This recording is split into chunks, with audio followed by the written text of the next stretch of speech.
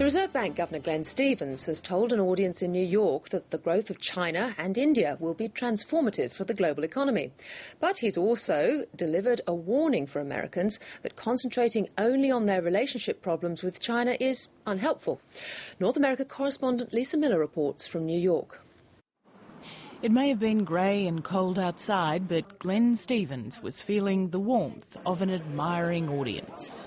He has a gold standard reputation amongst the central banking community, having steered Australia through the global financial crisis, 2007 to 2009, and now an economy with an enviable record of generating jobs and wealth and prosperity. So his opinion carries high regard amongst central bankers. He's considered somebody who has a very astute sense for the global situation, the G20 policymakers meeting, and particularly a very good handle on what's going on in Asia.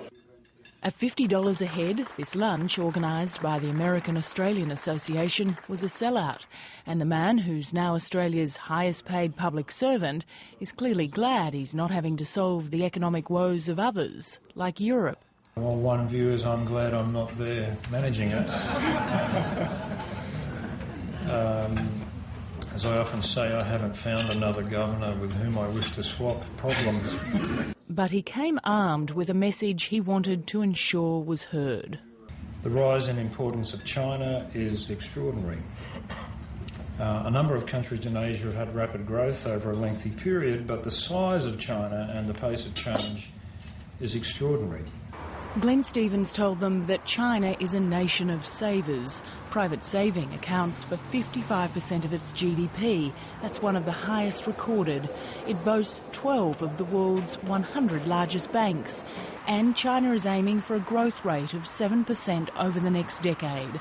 But he says there's no guarantee it will be a smooth ride. We've got to remember China has a cycle. It'll have ups and downs, and we will feel them more in the future than we used to. Glenn Stevens also had advice for the US as it tries to work its way out of the worst downturn since the Great Depression. Take a more multilateral approach to global financial problems and stop concentrating only on the economic ties with China. In this regard, it doesn't help, in my opinion, that so much of the discussion takes place through a bilateral prism, particularly the US-China current account prism. Here in the US, Glenn Stevens' message might be a little harder to sell.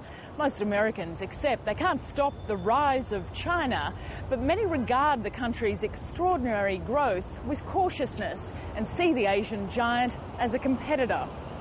Westpac's Richard Franulovich says the US should see China's rise as a positive.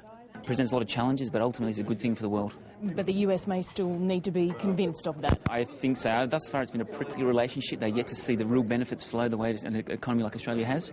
And it's always hard for one economy when it's been the standard bearer of the global economy to suddenly be placed second fiddle to another place. But at the end of the day, the US should see the benefits of a rising China. And I think in the US, as long as we have unemployment rate being relatively high and the economy still being somewhat anemic, China is going to be seen in a somewhat negative light, at least politically. Glenn Stevens' positive take on China will have a broader audience when he heads to Washington to take part in the G20 talks.